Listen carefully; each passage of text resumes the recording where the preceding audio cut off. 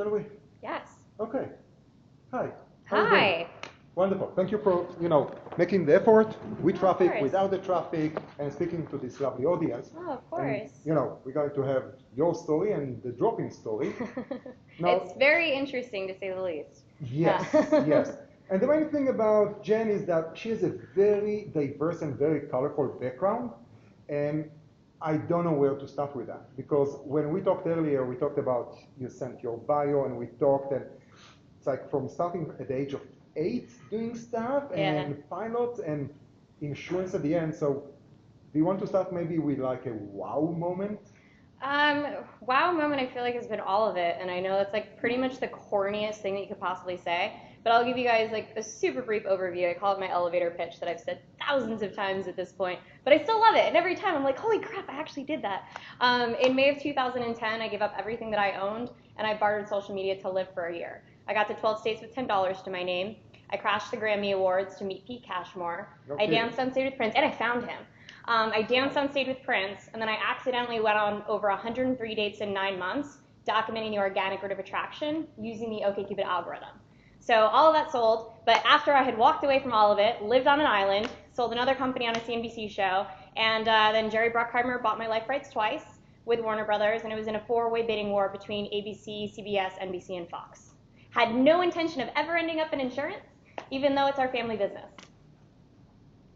No. Again, I said this a handful of times. No, please, continue. You're good. So are we going to see a pilot? Are we going to see a Yeah. movie? It's super cool. So I'm really pumped. So basically, Warner Brothers and Bruckheimer ended their relationship in July of 2016? Question mark. And I actually put together the entire pilot myself. We have a spec script. We've attached a very big name to it, and we're taking it directly to a network, because that's how big the name is. So is that something that happens now?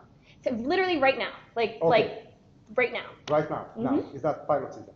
It doesn't matter. Yeah, matter. That's how big this talent is. So okay, and this really is the lucky. end of the LA talk. Yeah. Now we can talk about insurance. Yes, please. Okay, sure, no problem. It's fine.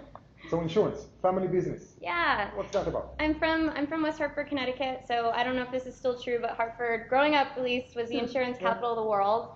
And my parents are both in insurance still. My mom started her own marketing consulting company to basically raise my brother and I, because my parents were super young. And my mom put my father through law school. And my father's the corporate lawyer for the insurance companies. And now they've left Connecticut. They live in Miami, which is an amazing place to go and visit. But it's just funny because, both my parents have been in insurance for so long, and then my grandparents were in insurance. And it was like pretty much the last thing anybody ever thought I would end up being in is insurance. Who is in insurance? Okay, you're not in insurance anymore? No. It's like I deny any connection to Zurich. Okay, brilliant. Who did, plan to be in insurance? Oh, wow. Planned. No, you didn't go to school to be in insurance? It's not sexy.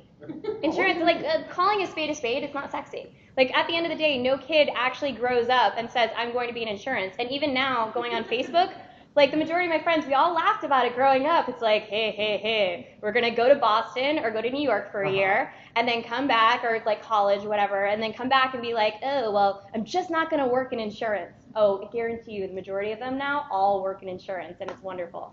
Well, at least, they didn't live down. No, I had a follow-up question about that, which I completely forgot that one. So, family, insurance, oh yes, no, yes. Family insurance, what do they do now? Yeah, so still my mom, she's a one-woman operation.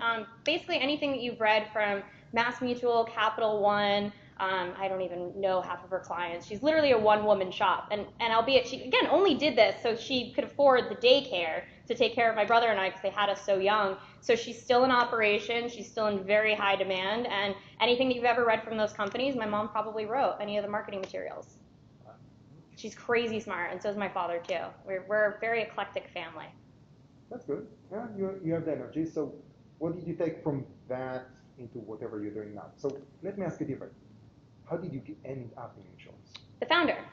So if you Google his name, it's Louis Zifkin. Absolutely fascinating individual. So basically, I walked away from everything. I built the website talknerdytomelover.com. It's the Talk Nerdy to Me TV show, is my baby, and still is. And basically, I got everything that I wanted. I was like famous in LA. I was dating all these guys. I thought I was so cool for school. I did, 8 live stage shows. I'd like walk down the street, people would be like, "Hey Jen," and I was like, this isn't me. So I got everything that I wanted and realized I just didn't want any of it. So Oprah's Love Ambassador happened to reach out to me, and I got hired to market the search that she was doing. And I did. I marketed her search, but it wound up being me that the gentleman was interested in. So I basically, went on a blind date. He's still to this day one of my dearest friends. But much like with anything that I do, when I commit to something, I commit to it. But then when I'm over it, I'm over it. So I ghosted Los Angeles and lived on an island. And then after we broke up, if you've ever dated someone on an island, you can't kind of keep dating people. You have to import someone in. So I was a bit frustrated. I dated one other gentleman, and then I just had this idea. I saw the way that people received information was still through the newspaper every Wednesday. So first I started to work for the newspaper, thinking, well, this is cool. Let me kind of learn the lay of the land. And then I just was like, well, why don't I actually utilize my skills and build an app? And it was only a glorified proof of concept. It was at best, but I happen to have connections in media, and I pitched myself on the West Texas Investors Club. Rooster and Butch are still my favorite people on the planet. I love them so much. I just saw them recently. And sold the app, but then afterwards I was like, now what? Like, where do I go? So I was either going to go to Midland, Texas to scrub a floor, to learn from everything that I could from Rooster and Butch, just because they've made hundreds of millions of dollars. And I'm like, I don't know how to do that yet, but I'm pretty good at selling things, but tell me how to get to that level of making that kind of money. So, but at the same time, the Bruckheimer show wound up selling in the bidding war, so I was like, I got to get back to LA. I just booked a one-way ticket, and then wound up learning so much from Louis, who's also made hundreds of millions of dollars, just in a very different way. Now, at this rate and this speed, we're going to finish like in 20 minutes. So feel free to jump in and ask questions, because I have like 3 more questions, and I'm done.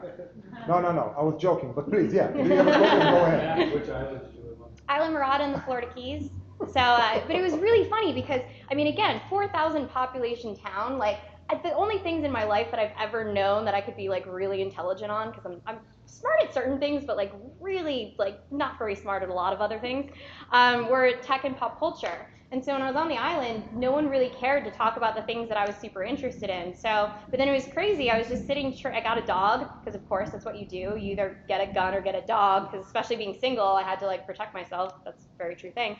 And I was just sitting there one day at the local bar right across the street from my house, and I look over, and in LA, when you look over and you see someone that like kind of looks famous, like if you look over and see a guy that looks like George Clooney, it probably is George Clooney, but not in a 4,000 population town.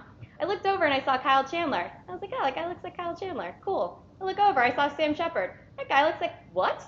So I was there during when Bloodline was actually being filmed, and they actually used like my friend's house, and they one thing that people don't know about this, which I think is really cool, one of my dear girlfriends is a teacher down there, the actors would come into the school and actually, educate the kids on kind of, bettering themselves, and your dreams can come true, which an island lifestyle is just kind of different, because people just have, I won't say it's better or worse, but they just have different aspirations. It's like, it's more about in LA, we're like, oh, big things, like you can do anything. And down there, they're just very family oriented, and they're just very, what they need to get by, but kind of in the best way ever, too. So it was, a lot of learning experience kind of between both environments. Thank you for asking about the island, by the way. It's fantastic. I was like imagining something in Cyprus and Greece. It's like stuck with 2 sheep and a goat. Ibiza. Huh? Ibiza. Ibiza, it's not a sheep and not a goat, my friend. Ibiza, it's Ibiza.